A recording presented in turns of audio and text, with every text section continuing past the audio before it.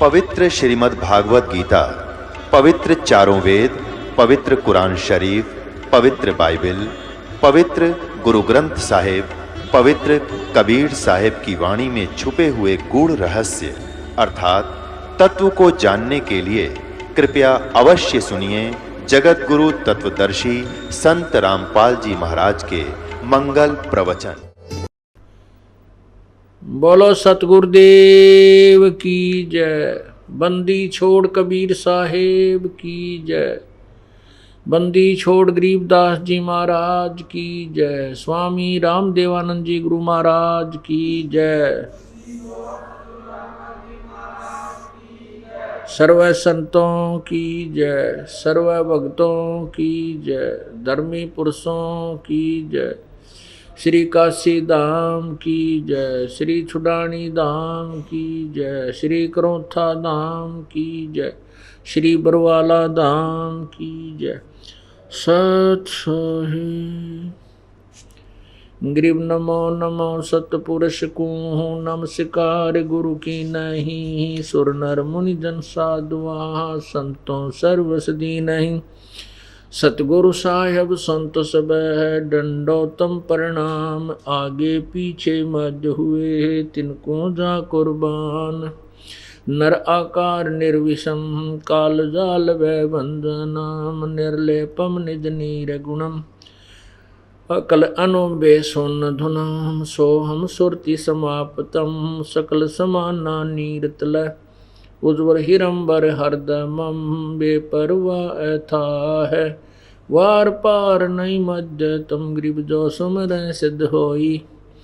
गणनायक गलता ना करो अनुग्रह सोई। पारस पद परवाना आदि गणेश मनाऊं। गणनायक देवन देवा चरण कमल लौलाऊं। आद अंत करु सेवा परम शक्ति संगीतम। रिधि सिद्धि दाता सोई अवगत गुण अतीतम। सतपुरुष निर्मोही जगदम्बा जगदीशम। मंगल रूप मुरारी तन मन अर्पों शीसम। भक्ति मुक्ति भंडारी सुर नर मुनि जन ध्यावै। ब्रह्मा विष्णु महेशा शेष शेष मुख गावै। पूजय आद्य गणेशा इंद्र कुबेर सरीखा। वरुण धर्म राय ध्यावै। समर्थ जीवन जी का मन इच्छा फल पावै। 33 कोटि अदारा ध्यावै से 88 उतरै भव जल पारा। कट है यम की फांसी 33 कोटि अदारा। ध्यावै से 88 उतरै भव जल पारा। कट है यम की फांसी। सत साही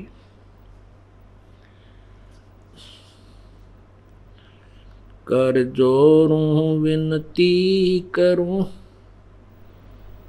धरूं चरण पर शीस। गुरु राम देवानंद जी महाराज ने दियो नाम बख्शीस।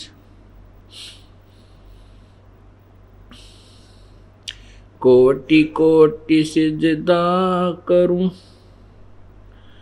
कोटि कोटि प्रणाम। चरण कमल में राखियो मैं बांदी जाम गुलाम। अवगुण किए तो बहुत किए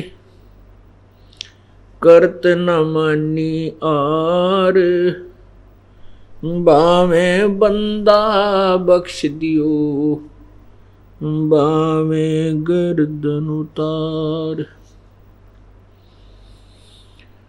अवगुण मेरे बाप जी बख्शो गरीब नवाज।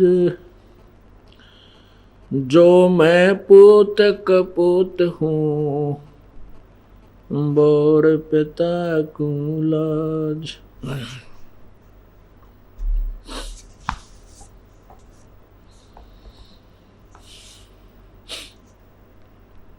जय इब कै सतगुरु मिलाए,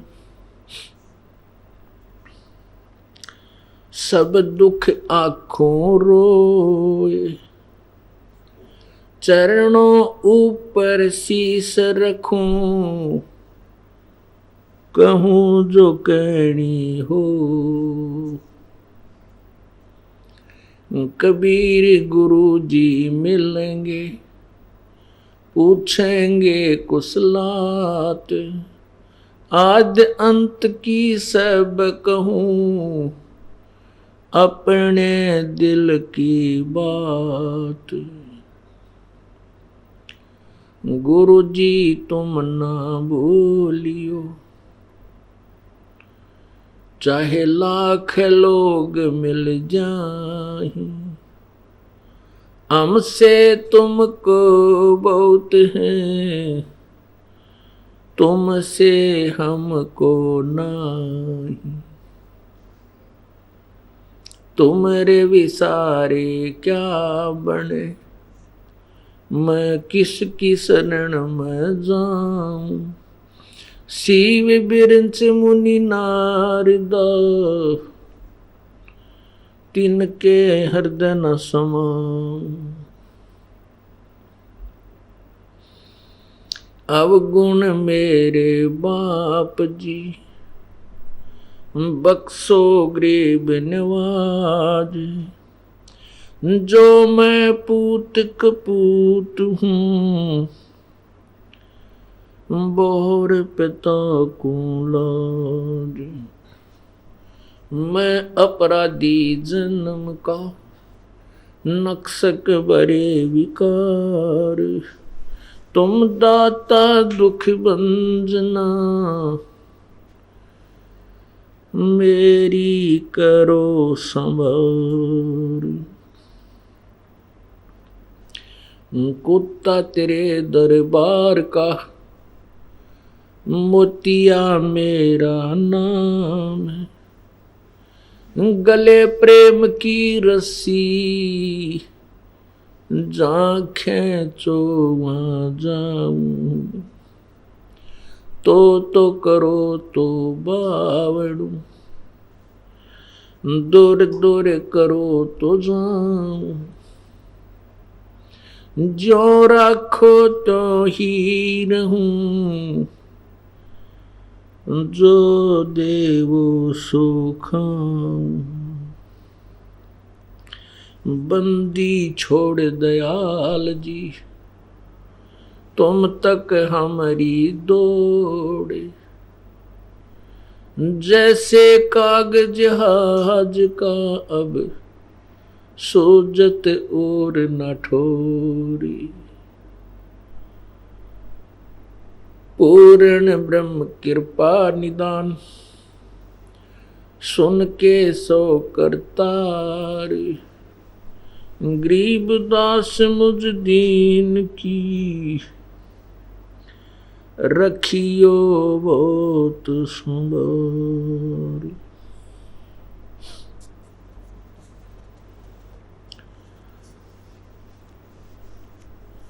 मानुष जन्म दुर्लभ है,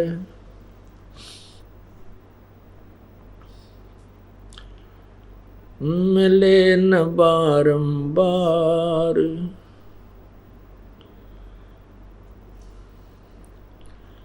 तरवर से पत्ता टूट गरे वो, बोहर न लगता डार।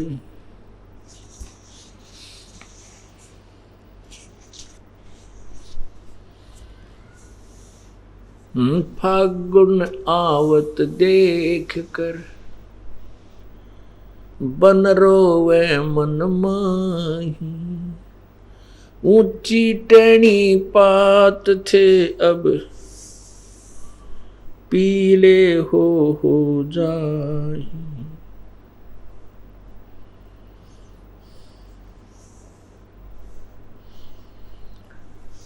तरवर पात झड़ता यूं कहे, सुन भाई तरवर राय। अब के बिछुड़े नहीं मिले, न जाने कहाँ गिरांगे जोए। तरवर कहता पात से, सुनो पात एक बात, यहाँ की यह रीति है, एक आवे एक जात।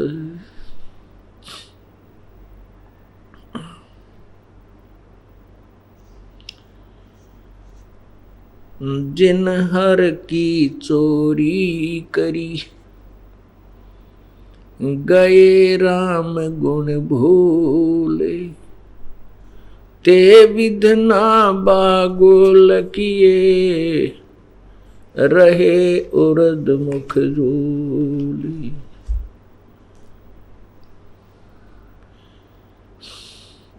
बंदे तो कर बंदगी,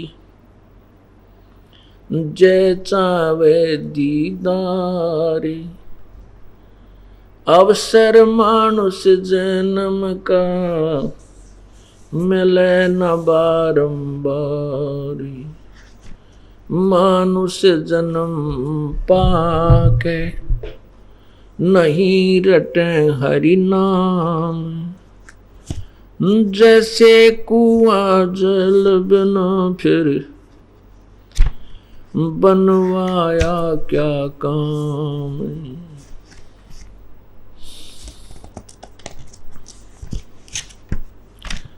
राम रटत कोडी भला,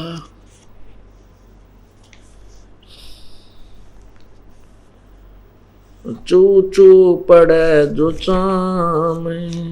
वो सुंदर दे किस काम की, जा मुख नाही नाम।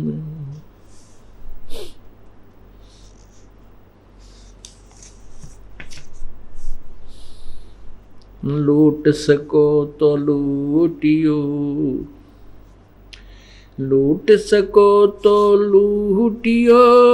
राम नाम की लूटे, पीछे फिर पछताओगे, प्राण जाएंगे छूट।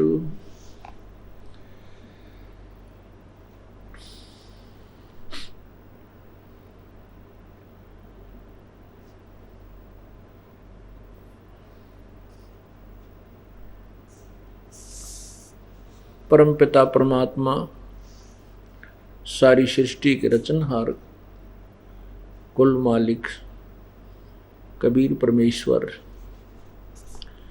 हम कालजाल में फंसी हुई अज्ञान आत्माओं को तत्वज्ञान कराने के लिए स्वयं ही इस धरातल पर सहशरीर आते हैं। कुछ समय अतिथि रूप में रह करके वो एक मनुष्य जैसा जीवन जी करके, एक सच्चे भक्त की भूमिका करके, एक सच्चे संत की भूमिका करके, एक अच्छे कवि की भूमिका करके वो परमात्मा हमारे लिए एक अनमोल शास्त्र, सवसम वेद, पांचवा वेद छोड़कर चले जाते हैं।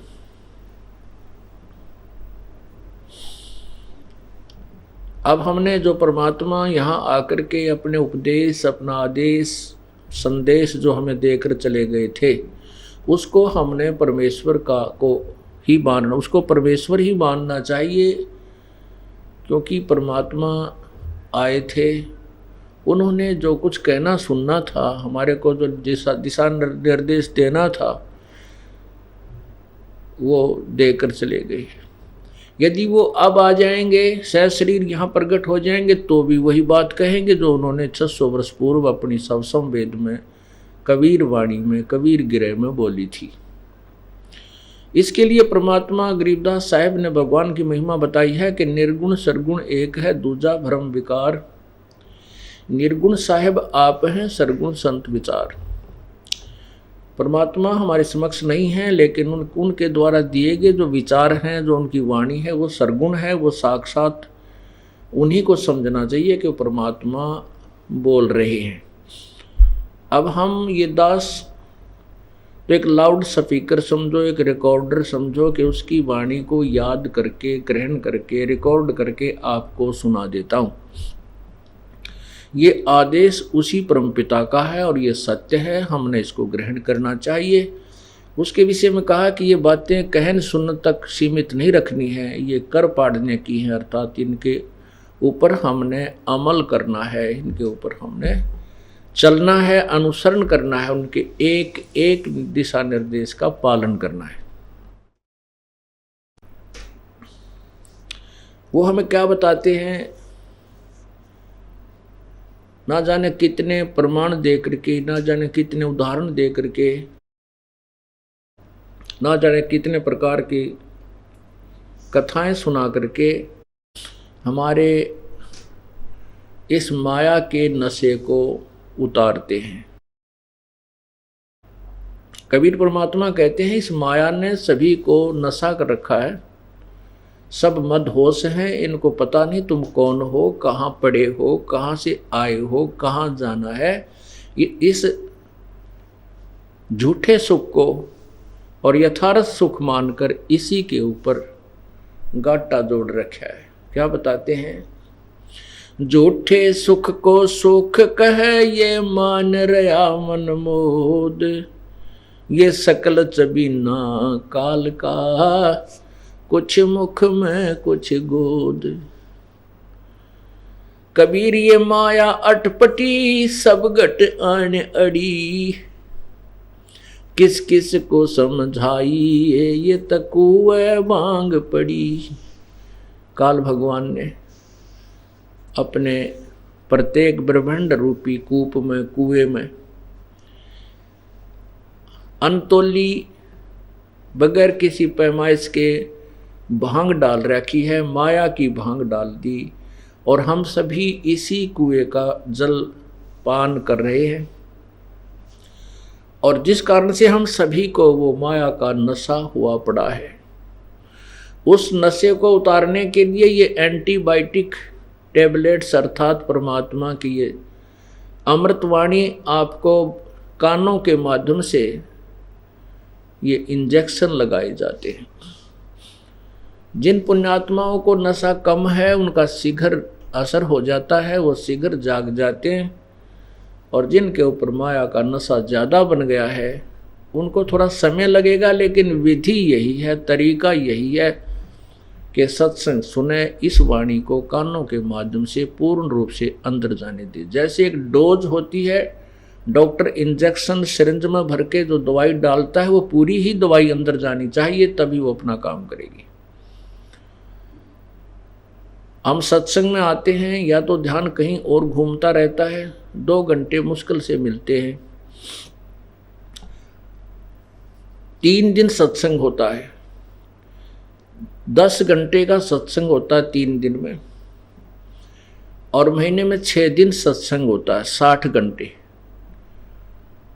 और इसके अतिरिक्त आपके पास कितने घंटे हैं जिनमें आप कुछ भी सोच सकते हो, कुछ भी काम कर सकते हो, खाते हो, पीते हो, सोते हो, ना जाने कि कितनी सोचते हो।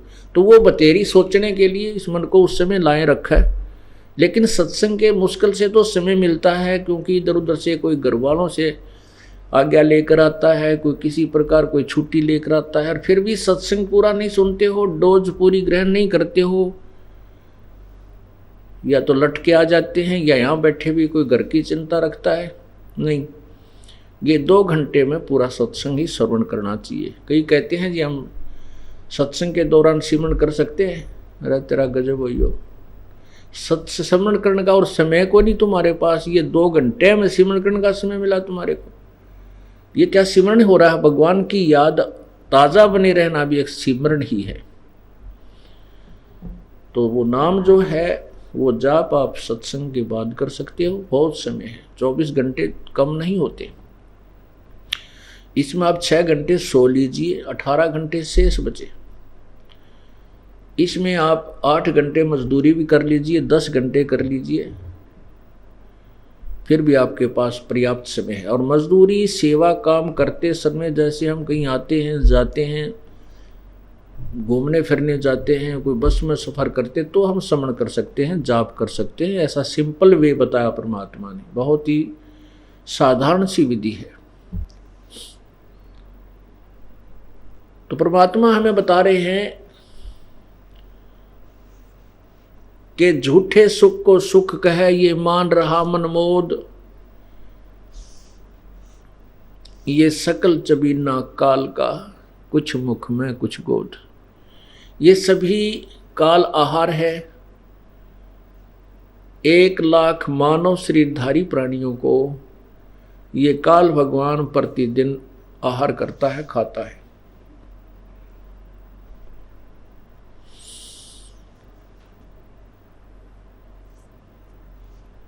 और 1.25 लाख प्रतिदिन उत्पन्न करता है। ऐसा इसको सांप लगा है, ऐसे इसको बीमारी लगी है। यहाँ पर अपने को जो इस काल भगवान ने मानव शरीर दिया है, ये अपने आहार के लिए हमारे को यहाँ रोका हुआ है। इसके लिए अपने 3 पुत्रों को यहाँ पर हमारे व्यवस्थक बना रखे हैं। रजगुण ब्रह्मा इससे रजोगुण से प्रभावित हो जाते हैं। जैसे किसी को नींद की गोलियां दे दी जाए, या किसी को ऐसे कोई बेहोशी की, कोई अचेत करने की एक सूंघाने की जड़ी होती है, वो सूंघा दी जाए तो वो तुरंत बेहोश हो जाता है। तो जैसे छौंक लगता है रसोई में, उस मिर्चों की जो महक से, मिर्चों के गुण से छींक आती हैं, वो जीव के बस की नहीं, आ ही जाती हैं, रोके से भी नहीं रुक सकती। ऐसे ही इस काल भगवान ने अपने तीनों पुत्रों के अंदर एक ऐसे गुण भर दिए जिनका प्रभाव निराकार रूप में, अदृश्य रूप में हमारे ऊपर प्रभावित करता रहता, हमारे ऊपर अफेक्ट करता रहता है। और जिसके प्रभाव के कारण सभी प्राणी, चाहे कोई चींटी है, चाहे हाथी, चाहे मानव है, वो रजोगुण प्रभावित होकर के, ये बस की बात नहीं प्राणी के, बाई फोर्स बहुत सुनियोजित तरीके से काल ने अपनी यहाँ की व्यवस्था बना रखी है। तो बच्चे उत्पन्न करना ये रजोगुण प्रभाव है। इसके दबाव में आकर के जीव ना जाने कैसे कैसे दुराचार कर डालता है, उसके प्रेशर में आकर के। और फिर रजोगुण प्रभावित होकर ही यहाँ की सुख सुविधाओं की, जैसे कार, कोठी, बंगले, बड़ी काफ़ी ज़मीन हो, बड़ा लंबा चौड़ा पार्क हो, किताब फार्म हो, हाँ, ऐसे बनाने की जो नीयत है, जो ऐसी हमारे अंदर इच्छा है, ये भी रजोगुण के कारण ही है। फिर सतोगुण श्री विष्णु जी, इनके अंदर जो गुण भर रखा है सतोगुण का, वो आपस में मोह, ममता, संपत्ति में, पोते पोतिया में, बेटा बेटी में, आपस में, पति पत्नी में, भाई बहन में, ये ऐसा मोह है कि क्योंकि मृत्यु तो यहाँ होती रहती है। और फिर देखो क्या हाल हो जाता, हमारे टक्कर मार मार कर रोते हैं और बहुत समय तक हम उसकी याद भुला नहीं पाते हैं। ये जो सतिथि बनाए रखने के लिए जो मोह ममता हमारे अंदर प्रवेश है, हमारे बस की बात नहीं, ये भगवान विष्णु जी के गुण का प्रभाव है। क्रोधित हो जाना, 1 मिनट में ना जाने क्या झगड़ा हो जाए कि बाप बेटे को मार डालता है, बेटा बाप के लठ मार देता, उसकी मृत्यु हो जाती है। और फिर प्रलय रूपी बहुत सी क्रियाएं हैं जो भगवान शंकर, वो तमोगुण युक्त बना दिया, वो करता है। ये तीनों पुत्र हैं ब्रह्मा जी, रजगुण ब्रह्मा जी है, सतगुण विष्णु जी, तमगुण शिव जी। तो परमात्मा कहते हैं, परमात्मा हमें ये समझाना चाहते हैं कि तुम इस झूठे सुख को सुख कह रहे हो, इस झूठे सुख को सुख कहे ये मान रहा मनमोद, ये सकल चबीना काल का, कुछ मुख में कुछ गोद। 1 लाख तो कल खा लिए, 1 लाख की आज तैयारी, 50-60 हजार तो मार लिए होंगे अब से पहले उसने। और उसके बाद बाकी जो हम अपने बच्चे समझ रहे हैं, अपना भाई बहन समझते हैं, माता पिता, ये हमारे साथ बहुत बड़ा धोखा किया हुआ है। और हम आपस में एक दूसरे से दूर भी नहीं होना चाहिए और हो भी नहीं सकते, क्योंकि हम तो काल के जाल में, काल के घेरे में बंद हैं। हम काल के घेरे में बंद हैं और इस में हम आपस में भी एक दूसरे के साथ खींचतानी करके, झगड़े करके तो और ज़्यादा दुखी हो जाते हैं। इसलिए हमने आपस में प्रेम से रहना चाहिए और यहाँ से छूटने का प्रयत्न करना चाहिए। जो तरीका विधि परमेश्वर ने आके बताई है उसको पूर्ण रूप से एप्लीकेबल करना चाहिए, उसको पूर्ण रूप से हमने अमल में लाना चाहिए ताकि हमारा पीछा छूटे। अब कितनी बार सुनाया जाता है कि कोट जन्म तन भ्रमत हो गए, कुछ ना हाथ लग्या रे, कुकर सुकर खरबा बोरे, कौआ हंस बगारे। कोटि जन्म तू राजा की, ना मिटी न मन की आशा, भिक्षुक होकर दर दर घूम्या, ये मिला ना निर्गुण रासा। कोटि जन्म इंद्र कुबेर ईश की पदवी, ब्रह्मा वरुण ध्रुमराया, और विष्णुनाथ के पुर को जाकर फिर भी उल्टा आया। असंग जन्म तो मरत्या हो गए, जीवित क्यों ना मरे रे, और 12 मद मैल मठ बोरे, बहुर न दे धरे रे। दोजक कहते हैं नरक को और बहिष्ठ कहते हैं स्वर्ग को। दोजक भीष्ट सभी ते देखे, दोजक नरक और बहिष्ठ स्वर्ग। अच्छे यहाँ पर पुण्य किए तो स्वर्ग चले गए और साथ में पाप भी भोगने पड़ते हैं जब तक हम पूर्ण परमात्मा कबीर परमेश्वर की शरण में विधिवत नहीं आते, उनके द्वारा भेजे हुए पूर्ण संत की शरण ग्रहण नहीं करते।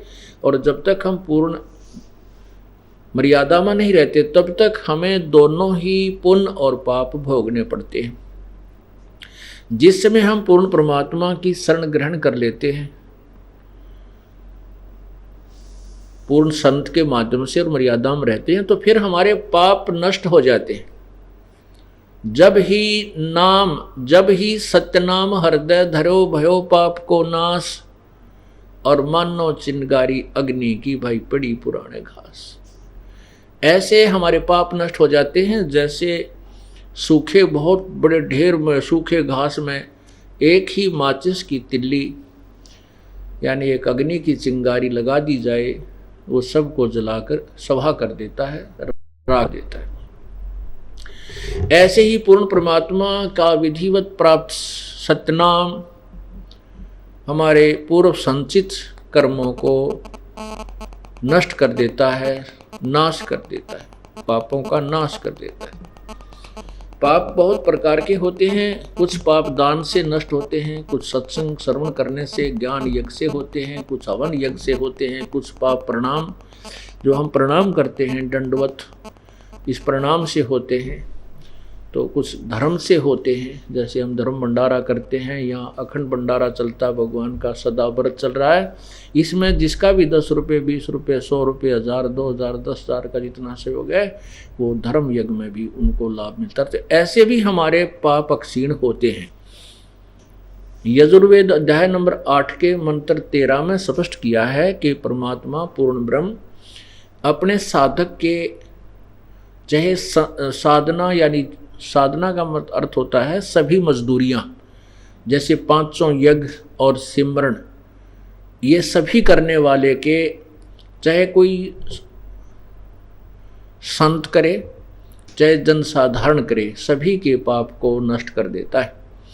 अपने किए को पिता चाहे पिता करे चाहे पुत्र करे, कोई भी करे, यानी साधना सच्चे दिल से जो भी करता है उसके घोर पाप को भी परमात्मा पूर्ण ब्रह्म नष्ट कर देता है, नाश कर देता है। चाहे वर्तमान में किए हैं चाहे आगे आगे तो हम करेंगे ही नहीं। इसलिए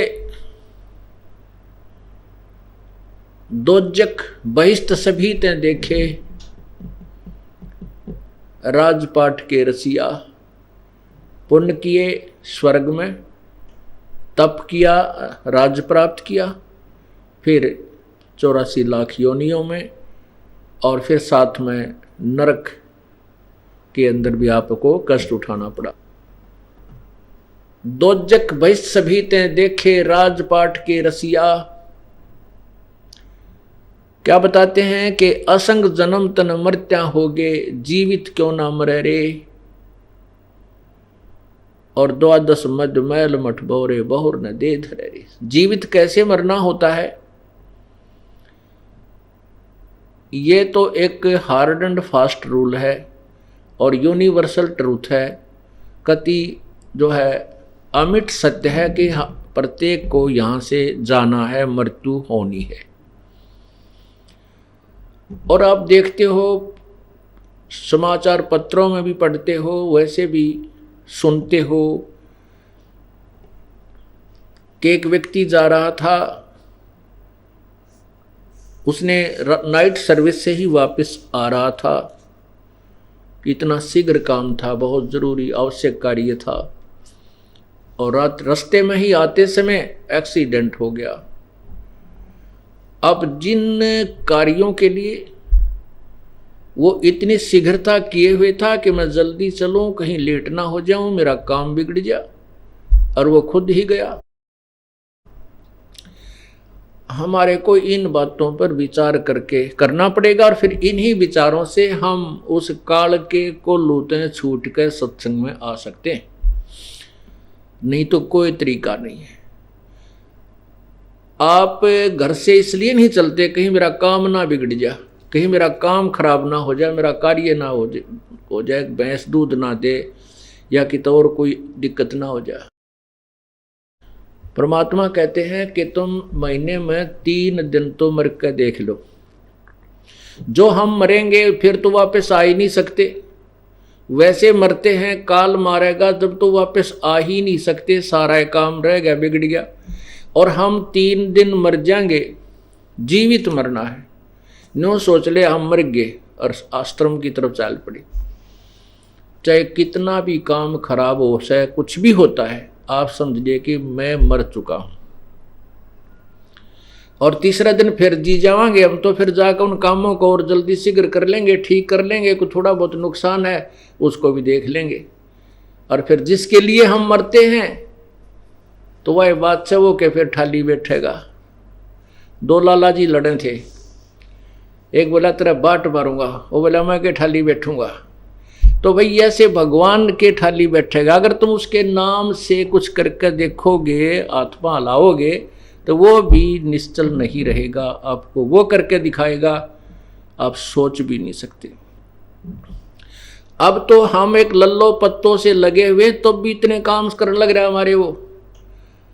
और यदि हम जिस दिन समर्पण कर देंगे, जीवित मर जाएंगे, फिर देखना।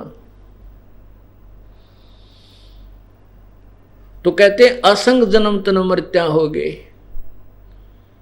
और जीवित क्यों ना मरे रे। और ये 3 दिन की मृत्यु के बाद तो हम फिर घर चले जाएंगे, फिर जीगे, वहां जाकर के जीवित हो गए, अपने काम न फिर कर लेंगे। थोड़ा बहुत बिगड़ भी गया है तो ठीक करेंगे, और परमात्मा के नाम पर अगर बिगड़ता है तो भी हमारे हित में ही होता है। हम इस स्थिति में आ जाना चाहिए कि परमात्मा जो करता है वो कभी गलत नहीं होने करता। यदि हम उसको गलत सोचते हैं तो हमारी बुद्धि जीव वाली है, हम इतना ही सोच सकते हैं। और यदि परमात्मा ही गलत करता है तो फिर ठीक करने वाला इस संसार में है कौन। तो क्या बताते हैं, दोजक भीष्ट सभी तो देखे, राजपाट के रसिया। और 3 लोक से तिरपत नाही, 3 लोक भी यदि इस मन को, जीव को दे दे, इसको फिर भी तिरपति नहीं है, इसको फिर भी संतुष्टि नहीं है।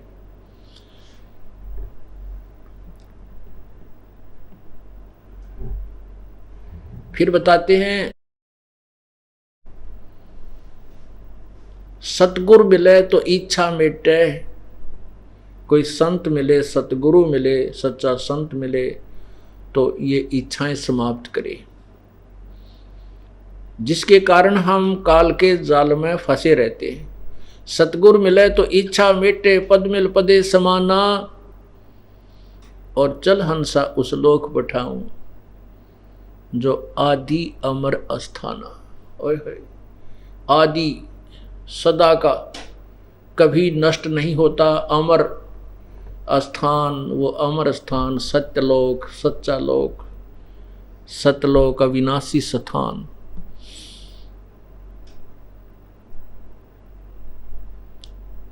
चार मुक्ति जहां चंपी करती माया होरी दासी, दास गरीब अभय पद पर से, वो मिले राम अविनाशी। ओह, अब क्या बताते हैं,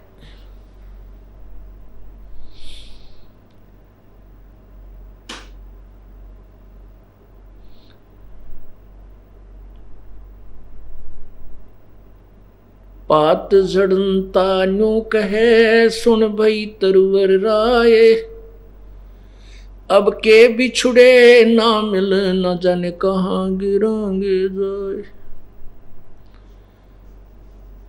जैसे पतझड़ से पहले, बसंत ऋतु से पहले वृक्षों के पत्ते मस्ती मार रहे होते हैं, हवा के साथ फटफट फटफट बड़े आनंद से रह रहे होते हैं, और जब ही बसंत ऋतु आती है उसको पतझड़ भी बोलते हैं। वो पतझड़ ऋतु आती है तो पीले होकर के वो पत्ते टूट टूट कर गिरने लग जाते हैं।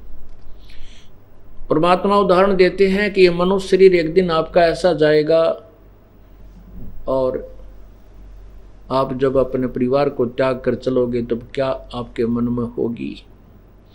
पात झड़ता न्यू कहे सुन भई तरवर राय, अब के बिछुड़े ना मिले ना जाने कहाँ गिरांगे जाए। जैसे पत्ता गिर रहा है वृक्ष से टूटकर, वो कह रहा हो कि भाई हे तरवर राज, हे वृक्षराज, अब चले हम तो, हमारी अलविदा, और पता नहीं कहाँ गिरेंगे, किसी गंदे नाले में पड़कर सड़ेंगे या किसी पशु पक्षी के, किसी पशु के पैर के नीचे आकर कटेंगे। कहने का भाव ये है कि जब ये परिवार का सदस्य अपने भरे पूरे परिवार को त्याग कर जाता है, तब उसके मन में ये आती है भगवान पता नहीं कहाँ जन्म होगा, कहाँ जाएंगे, कहाँ जाऊंगा।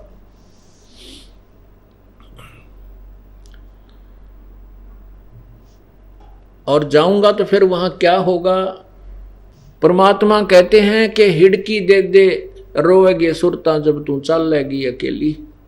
इस पूरे परिवार को त्याग कर जब तू आत्मा, ये जीव, तू यहाँ से चलेगा, जब पछाड़ खा रोएगी, डकरा डकरा कर रोएगी, रोएगा कि मेरा भाई रह गया, मेरी बहन रहेगी, मेरा पति, मेरा पत्नी, मेरी संपत्ति, मेरी कार, मेरी कोठी। भगवान याद दिलाते हैं कि ये झूठे सुख को सुख है। ये माया जगदीश की अपनी कहे गंवार, दोजक धक्के खावेगा नाहक बहे बेगार। ये माया तो पूर्ण परमात्मा ने की दी हुई है, इस काल ने तपस्या करके प्राप्त की है, और इसको तू अपनी मान रहा है। ये माया तेरी नहीं, तू अपनी कहे गंवार। जब यहाँ अब तो हम सब कुछ अपना मान रहे हैं, ये मकान मेरा है या कोठी मेरी है, ये कार मेरी है या बेटा मेरा है, बेटी मेरी है। और जब ये शरीर छूट जाता है, जब ले जाना एक आध दिन उठा के सुई ले जाके दिखा दे, अपनी नहीं है, हमारे को यही भूल लगी है। इसी भूल को तोड़ने के लिए परमात्मा, इसी भूल को मिटाने के लिए परमात्मा ये ना जाने कितने वचन सुनाता है। पूर्ण परमेश्वर कबीर परमात्मा बंदी छोड़ हमें बताना चाहते हैं कि तरवर कहता पात से सुनो पात एक बात, यहाँ की यह रीति है, एक आवे एक जात। यहाँ की तो एक ऐसी ही रिवाज है, ऐसा ही नियम है, एक आ रहा है, पैदा हो रहा है, जन्म ले रहा है, एक मृत्यु को प्राप्त होकर और ऊपर को धर्मराज के दरबार में जा रहा है। यहाँ की यह रीति है, एक आवे एक जात। अब हम इस आने और जाने के झंझट को मिटाने के लिए किसके सामने पुकार करें? कौन है वो शक्ति जो हमारे इस आने और जाने को मिटा सकता है, अर्थात हमारी जन्म और मृत्यु के झंझट को पूर्ण रूप से समाप्त कर सकता है? अब हमने उसकी तलाश करनी पड़ेगी, नहीं तो उसके बारे में कह रहे हैं ये अरहट का कुआं लोई, ओए होए, ये अरहट का कुआं लोई, यागल बंजा है सब कोई। यहां से पुण्य या पाप की बाल्टी भरी, ऊपर ले गए, ऊपर खाली कराए, कुछ स्वर्ग में कुछ नरक में, फिर आगे, फिर भरी, फिर चले, फिर भरी, फिर चले। कहते हैं ये कभी अंत ही नहीं हो सकता इसका तो। और इन अज्ञानी ऋषियों ने, संतों ने, महर्षियों ने, जिनको ज्ञान नहीं था, इसी को फाइनल मान लिया कि यही जीवन है, जन्म और मृत्यु तो कंपलसरी है और ये होनी भी चाहिए। तो तेरा गजब हो गया। अब जिनके पास कोई समाधान है ही नहीं, वो तो यही कहेंगे कि पाप कर्म नहीं कटते। जिनको पता ही नहीं कि कोई ऐसी औषधि भी है, ऐसा कोई मंत्र है, ऐसी साधना जिससे पाप कट जाते हैं, जिनको पता ही नहीं, तो वो तो यही कहेंगे कि पाप नहीं कटते साधना से, क्योंकि वो बिल्कुल अनजान और कति मूर्ख हैं।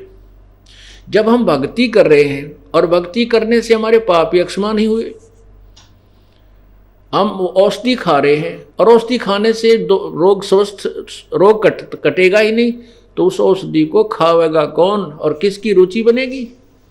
नहीं बन सकती। तो ऐसे अज्ञानी संतों को, महर्षियों को हमने, ऐसे अज्ञानी व्यक्तियों को महर्षि और संतों की, सतगुरु की भाव जो है ना उपाधि दे रखी थी।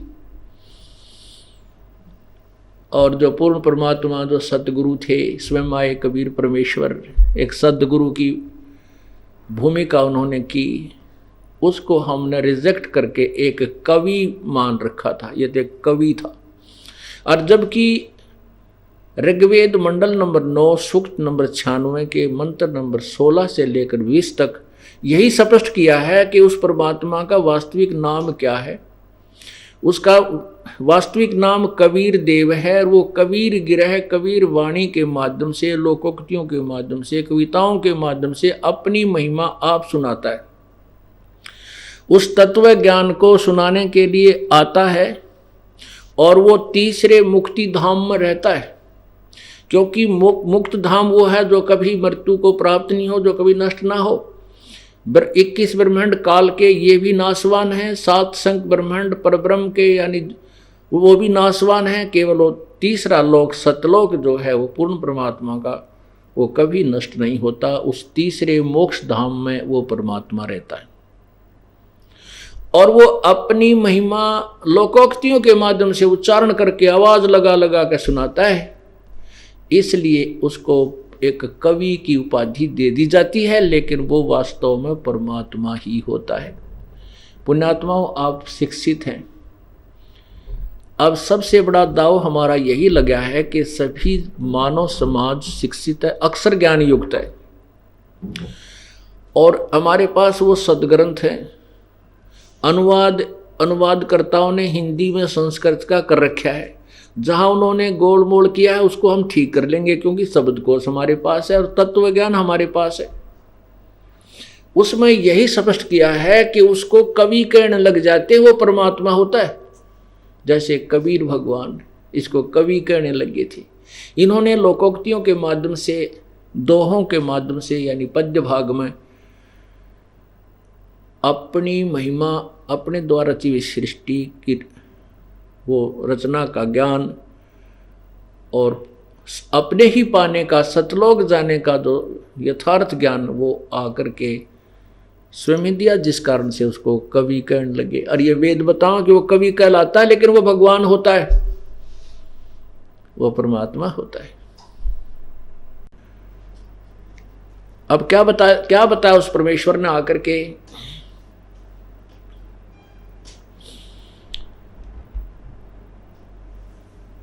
कि झूठे यहाँ की यह है रीति है, एक आवे एक जात, इस आने और जाने का मेरा मेटो आवन जान या करियो मेरे जरासी। उस परमात्मा के लिए तो ये एक जरा सा यानी बिल्कुल सिंपल सा काम है। यदि हम सच्चे दिल हैं और पूर्ण मर्यादा में आखिरी सांस तक इसके चरणों में पड़े रहेंगे तो मोक्ष में कोई दिक्कत नहीं है। हम कुछ दिनों के बाद आंधी पाक जाते हैं, कुछ दिनों के बाद क्योंकि सुख गना दे देता है, सुखी हुए राम भगवान से दूर हुए। इसलिए परमात्मा हमें ये बताते हैं कि ये भी याचना करते रहना साथ साथ के उस सुख के माथे पत्थर पड़ो जिस ते नाम हृदय ते जाए, और बलिहारी उस दुख के जो पल पल नाम रटावे। ऐसा सुख भी मत देना भगवान जिसे तेरी भूल पड़ जा, और मुझे तो उस सुख की बजाय वो दुख अच्छा है जिस कारण से आपकी याद बनी रहे। कुछ कष्ट होता है, पुण्यात्माओं आप देख लेना उस मालिक के खेल। आपका साथी जो नाम नहीं ले रहा वो कहेगा मेरे यहाँ दर्द है और मेरे को कैंसर बता रखी है, और आपको भी वहीं पीड़ा होगी, फिर रोगे भगवान हे परमात्मा कहीं मुझे भी कैंसर ना हो जाए। खूब याद करोगे और फिर कुछ दिनों के बाद टेस्ट भी कराओगे तो आपको कैंसर नहीं मिलेगी, तो आपकी और श्रद्धा मालिक में बढ़ेगी। तो कहते हैं ऐसा दुख भी देना परमात्मा तेरी याद बनी रहे, वो सुख मत देना जिससे तेरी भूल पड़ जाए। वो सुख तो एक दिन यही रह जाएगा, वो तो अपना है ही नहीं, वो तो झूठा सुख है जिसको हमने अनजानपने में सुख मान रखा है, वो सुख है ही नहीं। अब इस आने और जाने के झंझट को कौन मिटा सकता है, इसके ऊपर थोड़ा सा विचार करते हैं।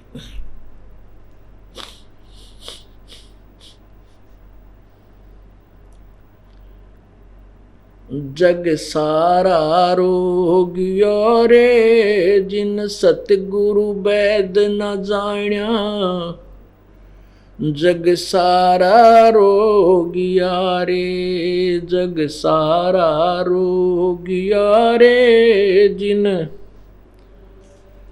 जाण्या, जग सारा रोगिया रे।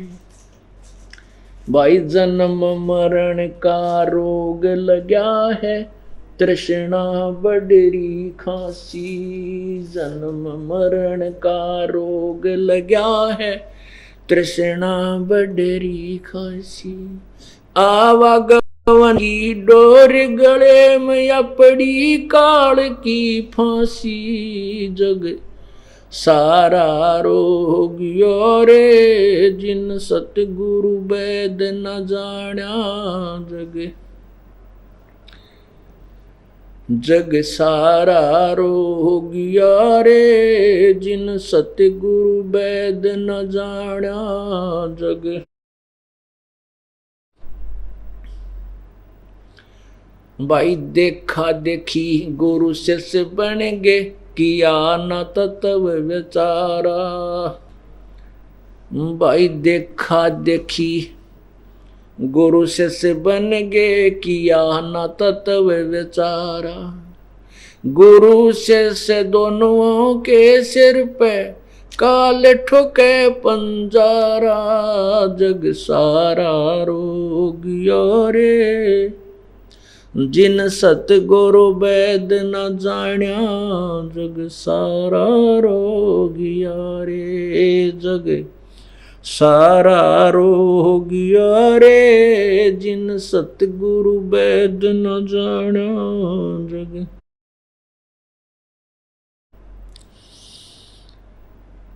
जग सारा रोगिया रे जिन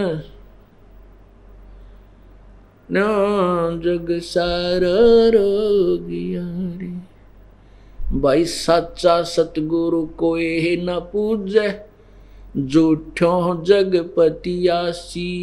सच्चा सतगुरु कोई न पूजे, झूठों जगपतियासी। अंधे की बाँ गही अंधे न मार्ग कौन बतासी, जग सारा रो गया रे जिन सतगुरु वैद न जाण्या, जग सारा रो गया रे जग सारा। जिन सतगुरु वैद न जाण्या जग, भाई सार शब्द सर जीवन बूटी, घस घस अंग लगावे, सार शब्द सर जीवन बूटी, घस घस अंग लगावे। कहे कबीर तुम सत कर मानो, ये जन्म मरण मिट जावे, जग सारा रो गया रे जिन सतगुरु वैद न जाण्या, जग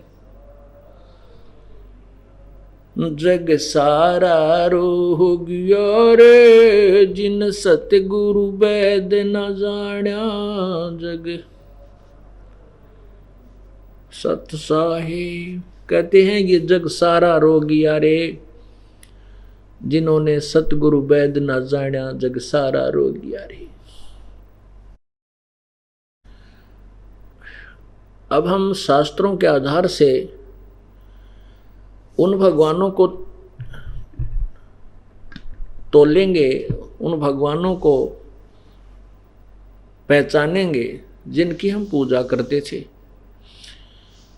और जिनको हम समर्थ मानते थे, जिनसे हम अपने मोक्ष की कामना किया करते थे, प्रार्थना करते थे। पवित्र हिंदू समाज के अंदर श्री ब्रह्मा जी, श्री विष्णु जी, श्री शिव जी, रजगुण श्री ब्रह्मा जी, सद्गुण श्री विष्णु जी, तमगुण श्री शिव जी की हम पूजा करते थे और उनको सर्वशक्तिमान, सर्वेश्वर, मृत्युंजय, कालज्य, सारी सृष्टि के रचनहार, पूर्ण मोक्षदाता, अजरो अमर, इनके कोई जन्मदाता नहीं है, ऐसा जानकर इनकी पूजा करते थे। इन्हीं से हम अपने सर्व संकट के निवारण की कामना किया करते थे। और जो हमें ये ज्ञान बताया गया था वो मार्गदर्शक ऋषि, महर्षि, संत, मंडलेश्वर, सतगुरु कहलाने वाले वो नकली, वो हमें बताया करते थे कि हम वेदों के अनुसार से आपको ये ज्ञान बता रहे हैं। वेदों में तीनों देवताओं को ही पूर्ण परमात्मा लिखा है और साथ में पुराणों का भी सहयोग लेते थे कि शिव पुराण में शिव जी के बारे में बताया है, विष्णु पुराण में विष्णु जी के बारे में बताया है और ब्रह्मा पुराण में ब्रह्मा जी के विषय में बताया है। देवी पुराण में भी ऐसा ही लिखा है, मार्कंडेय पुराण में लिखा है, पुराण में लिखा है। ठीक है, पहले तो हमारा जो पूर्वज थे वह शिक्षित थे, अक्षर ज्ञान नहीं था। अब जब हमें ज्ञान हुआ और परमात्मा ने ये आंखें बना दिया, ज्ञान वाली आँखियाँ हमारी बन गई। अब उन आँखों के, हमारी जो आँखें बनी हैं, ज्ञान वाली आँखें हमें मिली हैं, उनको उनसे देखा और उस अज्ञान के अंधेरे के अंदर जाकर देखा तो पाया कि ब्रह्मा विष्णु महेश ये तो नासवान है, ये सर्वेश्वर नहीं है, ये वासुदेव नहीं है, सर्वव्यापक सर्व के मालिक नहीं है। इन्हीं की जन्म पत्रियों में, इन्हीं की जन्म कुंडलियों में, इन्हीं की हिस्ट्री यानी कहानियों में, इन्हीं भगवानों की जो जीवन लीलाओं में लिखा है। ये स्वयं स्वीकार करते हैं कि हम अविनाशी नहीं हैं, हम तो नासवान हैं। श्रीमद् देवी भागवत, देवी अर्थात देवी पुराण, शक्ति पुराण से कहते हैं। इसके तीसरे स्कंद में खुद विष्णु जी माता की स्तुति करते हुए कहते हैं, गीता प्रेस गोरखपुर से प्रकाशित श्री देवी पुराण पृष्ठ तीसरा स्कंद पृष्ठ 123 पर मोटा टाइप में लिखा है। विष्णु जी कहते हैं, तुम शुद्ध स्वरूपा हो, यह संसार तुम्हीं से उद्भासित हो रहा है। मैं यानी विष्णु, ब्रह्मा और शंकर आप ही से जन्मवान हैं, हमारी तो आपसे ही उत्पत्ति होती है और हम नित्य नहीं हैं, हम सदा रहने वाले अविनाशी नहीं हैं, तुम ही नित्य हो। शंकर भगवान भी कहते हैं कि हे माता, यदि ब्रह्मा और विष्णु आप ही से के पुत्र हैं, आपसे जन्मे हैं, तो क्या तमोगुणी लीला करने वाला शंकर मैं आपकी संतान नहीं हुआ? अर्थात मुझे भी जन्म देने वाली तुम ही हो। इससे सिद्ध होगा कि तीनों नाशवान हैं, इनके जन्म मृत्यु होती है। देवी दुर्गा इनकी माता है और ज्योति निरंजन काल, जिसको ब्रह्म भी कहते हैं, क्षर पुरुष भी कहा जाता है, ये इनका पिता है। श्री शिव पुराण, गीता प्रेस गोरखपुर से प्रकाशित रुद्र संहिता, पृष्ठ 100 से लेकर 110 तक स्पष्ट किया है कि सदाशिव यानी काल ब्रह्म ने, काल रूपी ब्रह्म ने अपने शरीर के अंदर से एक शक्ति उत्पन्न की, एक स्त्री उत्पन्न की अपने शरीर से, और वही प्रकृति अष्टांगी जिसकी 8 भुजाएं हैं, और त्रिदेव जननी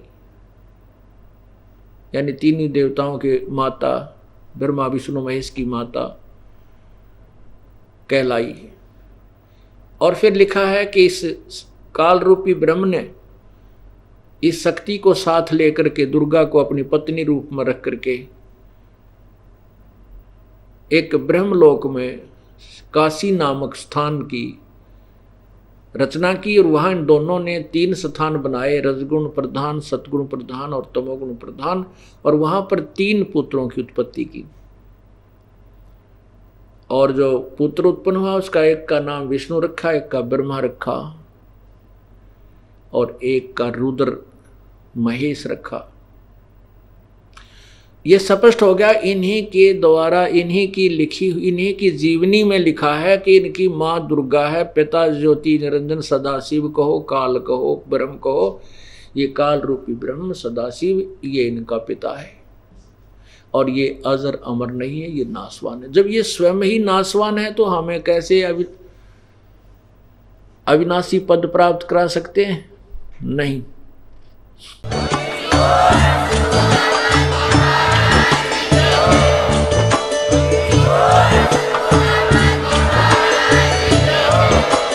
आप सुन रहे थे जगत गुरु तत्वदर्शी संत रामपाल जी महाराज जी के मंगल प्रवचन। अधिक जानकारी के लिए विजिट कीजिए हमारी वेबसाइट www.jagatgururampalji.org। संत रामपाल जी महाराज जी के शुभ आशीर्वाद से पूरे विश्व भर में 500 से भी ज्यादा नाम दीक्षा केंद्र हैं, जिन पर संत रामपाल जी महाराज जी द्वारा ऑनलाइन निशुल्क नाम दीक्षा दी जा रही है। अपने नजदीकी नाम दीक्षा केंद्र का पता करने के लिए संपर्क करें 8222880541।